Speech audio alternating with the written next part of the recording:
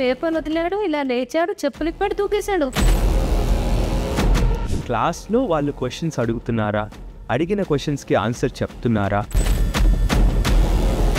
ఈ మార్కుల మీద నన్ను జడ్జ్ చేస్తారు.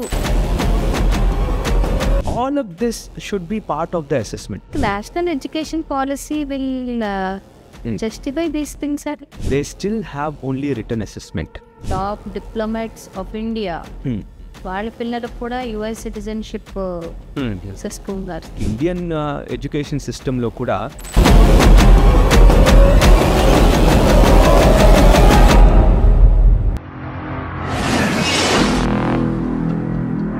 నమస్తే సార్. నమస్తే మ్యామ్. నిన్న ఒక లేట్ నైట్ నోటిఫికేషన్ చెక్ చేసుకుని ఫోన్ పక్కకు పెడుతున్నాను సార్. ట్రావెల్లో ఉన్నాను. ఒక బాబు ఎగ్జామ్ రాస్తూ ఎగ్జామ్ వదిలి ఇలా బాల్కనీలోకి వచ్చి అక్కడ చెప్పి అక్కడ దూకేశాడు. The whole campus is in exam mode. ఏంటి సార్ పేపర్ ఇచ్చాక ఏమవుతుంది అంటే కొన్ని అసెస్మెంట్స్ కూడా అలానే ఉన్నాయి sir. Weekly test, biweekly test ఏముంటాయి సార్, డైలీ టెస్ట్, దాట్ లేవు, అంతంతా టెస్ట్లు ఉంటాయి సార్. మళ్ళీ ఒక పెద్ద 100 మార్క్స్ ఎగ్జామ్ ఒకటి ఉంటుంది.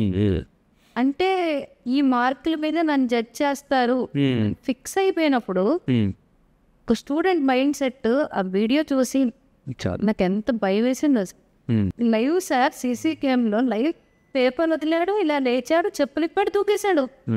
అక్కడ ఇన్విజిలేటర్కి ఏం అర్థం అవ్వలేదు, మన పిల్లలకి ఏం అర్థం అవ్వలేదు. అసెస్మెంట్ పద్ధతి ఆ రోజు ఆ అబ్బాయికి నాకు తెలిసి ఈ 100కి 100 నా వల్ల కాదు, లేకపోతే నేను ఇక్కడ పాస్ అవ్వలేనేమో, నేను ఇంటికి నా తల్లిదండ్రులు ఫేస్ చేయలేనేమో, ఇంతకు మించి నాకు తెలిసి ఆ సిచ్యువేషన్లో సూసైడ్ చేసుకోవడానికి.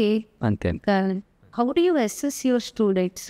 We have different types of assessments. Written tests are common, right? A lot of schools do have it, but we also have oral tests, we also have seminars, we also have projects. So you consider those marks in your final reports? Class participation kuda will be coming in under our assessments. Not primary and high school kuda? Everybody class lo vallu questions adugutunnara, adigina questions ki answer cheptunnara. This is even more important for me. School custom sir? లేదండి, actually we use some good technology. కొన్ని tools ఉంటాయండి, మాకు sheets ఉంటాయి, tools ఉంటాయి. When ever they ask a good quality question అక్కడ mark చేస్తూ ఉంటారు teachers. So we use technology to automate all of those things. అంటే ఆ డేటాని మేనేజ్ చేయడమే చాలా కష్టం, ఎందుకంటే రోజుకి 9 క్లాసులు జరిగినప్పుడు మాకు 9 క్లాసులు డేటా వస్తుంది, 17 క్లాస్.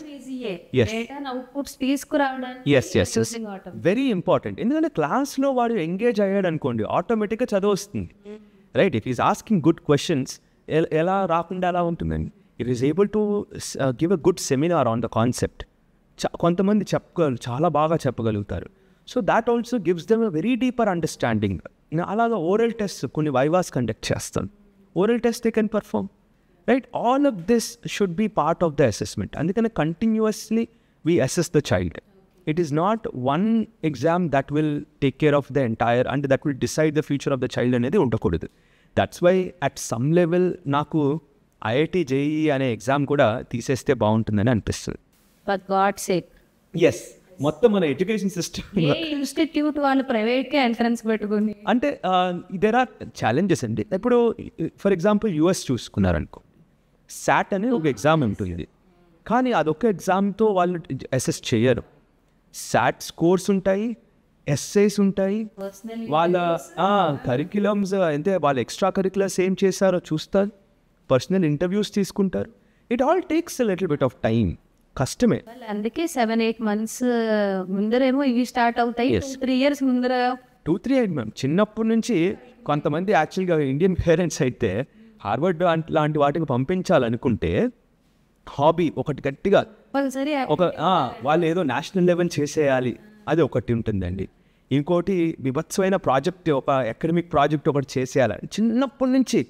అలాగా మల్టిపుల్ కోకరిక్యులర్ యాక్టివిటీస్ కానీ ఎక్స్ట్రా కరిక్యులర్ యాక్టివిటీస్ కానీ ప్రతి దాంట్లో వాళ్ళ పిల్లల్ని ఇన్వాల్వ్ చేస్తూ చేస్తూ చేస్తూ వస్తే అప్పటికి వాళ్ళకి వస్తుంది. ఎట్ ఆల్ అదే శాట్ అనే ఒక్క ఎగ్జామ్ మీద డిపెండ్ అయింది అనుకోండి, ఇవన్నీ ఎవరైనా చేస్తారా? ఎవ్వరు చేయరు.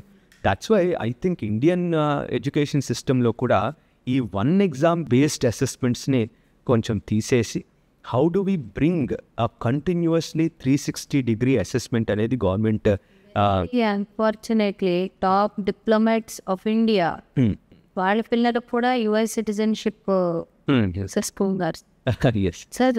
నేను పర్సనల్గా నాకు కొంతమంది బ్యూరోక్రాట్స్ తెలుసు సార్.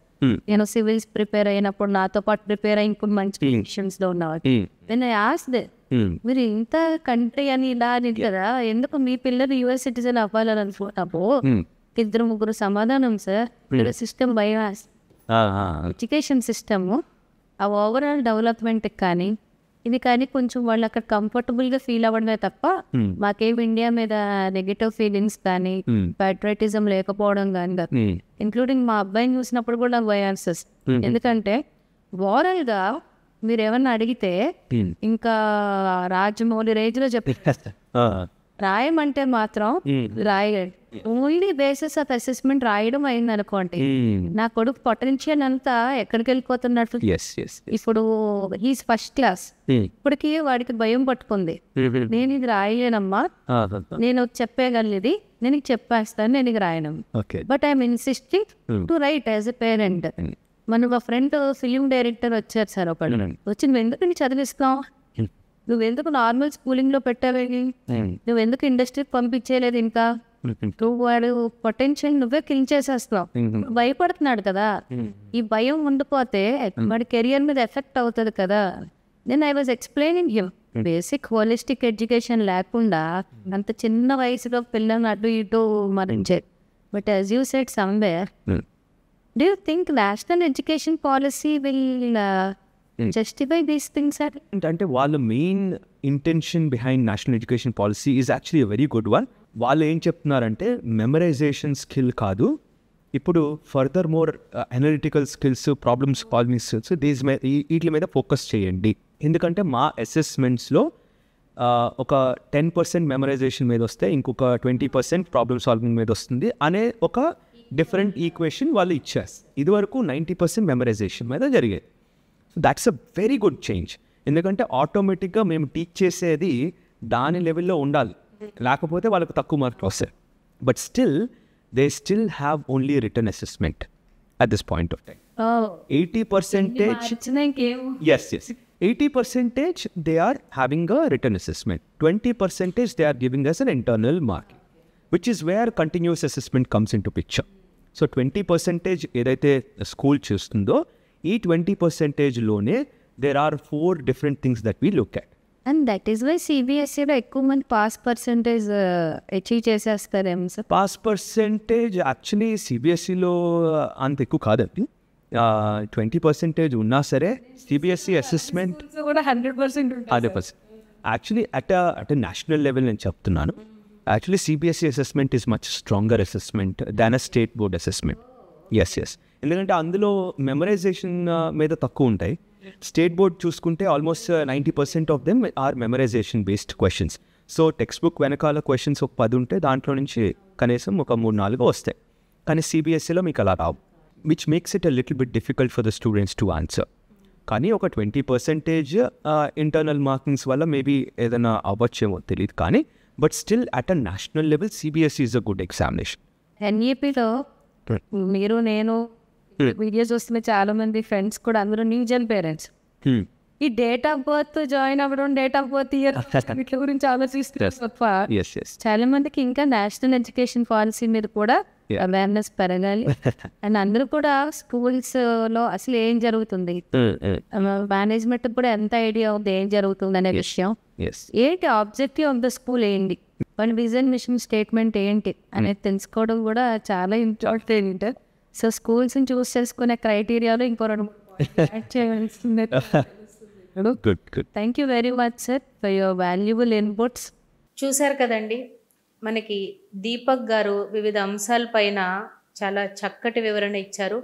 మీకు కనుక స్కూల్స్ చూస్ చేసుకునే విషయాల్లో కానీ ఇతర విషయాల్లో ఎలాంటి డౌట్స్ ఉన్నా కూడా కామెంట్ సెక్షన్లో తెలియచేయండి. మేము వాటికి రిప్లై ఇచ్చి సాధ్యమైనంత వరకు కూడా మీ ఆన్సర్ మీకు రీచ్ అయ్యేలాగా చూస్తాం. Thank you very much for watching. Like, share and subscribe our channel.